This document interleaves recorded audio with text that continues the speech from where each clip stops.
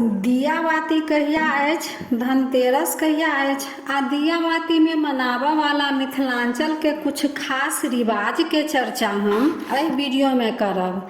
तो हम स्वागत करै छी अपन यूट्यूब चैनल मिथिला के नगरिया में। एहि चैनल पर मिथिलांचल से जुड़ल हर पाबनि तिहार के जानकारी, धार्मिक कथा आ पूजा पाठ से जुड़ल उपाय भेटत। अगर एहि सब के जानकारी चाहे छी तो चैनल के सब्सक्राइब कर लिया आ नोटिफिकेशन से ऑन कर लियो, ताकि हम कोनो नया वीडियो डालब तो सबसे पहले पहुंचत अहां तक। दिया बाती 12 नवंबर रवि दिन अछि आ धनतेरस 10 नवंबर शुक्र दिन अछि। दिया बाती पर्व कार्तिक अमावस्या के राति में मनाओल जाइ अछि। मान्यता अछि जे एहि दिन माता लक्ष्मी भूमंडल पर स्वर्ग लोक से उतर कऽ आबै छथिन, ताहि से मैया लक्ष्मी के स्वागत करे लेल बहुत दिन पहिलहे से घर द्वार के सफाई करऽ लगे छथि। ई पाबनि मिथिलांचले में नहीं पूरा देश में मनाओल जाइ अछि। अपना सभक ओतऽ राति के संध्या काल में लक्ष्मी पूजा कैल जाइ अछि। घरक गोसाई के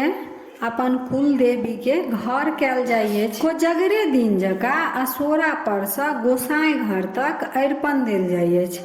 पिठारक अष्टदल कमल बनाओल जाइ अछि। पिठारक अष्टदल कमल बना कऽ ओहि पर पीढ़ी राखि कऽ साँझ खन लोक अपन अपन घर आंगन दीप से सजाबै छथि। तहन खरक ऊक जरा कऽ लोक सब उक्का लोली भऽ जेतै। तहन घर में जे अरिपन देल पीढ़ी के बीच में तामा राखल जाइ अछि। पीढ़ी के चारू बगल कोन पर दीप जरा कऽ तामा में सोना चांदी आ अन्न राखल जाइ अछि। एकर तात्पर्य भेल जे लक्ष्मी हमर घर के धन धान्य से भरने रहथि।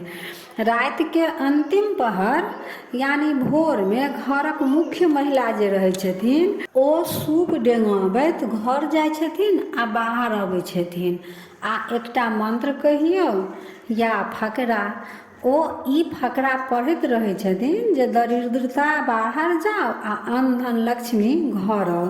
सूप डेंगेबैत 3 बेर घर जाइ छथिन आ 3 बेर बाहर अबै छथिन आ यह मंत्र ओ पढ़ैत रहै छथिन। व्यवसायी लोक लेल ई पाबनि बहुत महत्वपूर्ण मानल जाइ अछि। एहिमे सब अपन अपन खाता बही नवका लै छथि। साँझ में निष्ठापूर्वक पुरोहित बजा कऽ लक्ष्मी गणेश के पूजा करै छथि। लक्ष्मी गणेश जी के पूजन में मखान, धानक लाबा आ लड्डू विशेष रूप से प्रसाद के रूप में चढ़ायल जाइ छनि। आ दीपावली से 2 दिन पहिले धनतेरस मनायल जाइ अछि, जे कि धनतेरस 10 नवंबर शुक्र दिन अछि। ओहि दिन लोक बर्तन, सोना चांदी सब केओ अपन अपन सामर्थ्य के अनुसार नया नया सामान खरीदै छै। तऽ धनतेरस आ दिया बाती कोन दिन अछि? मिथिलांचल के कुछ रीति रिवाज के चर्चा हम एहि वीडियो में केलहुँ।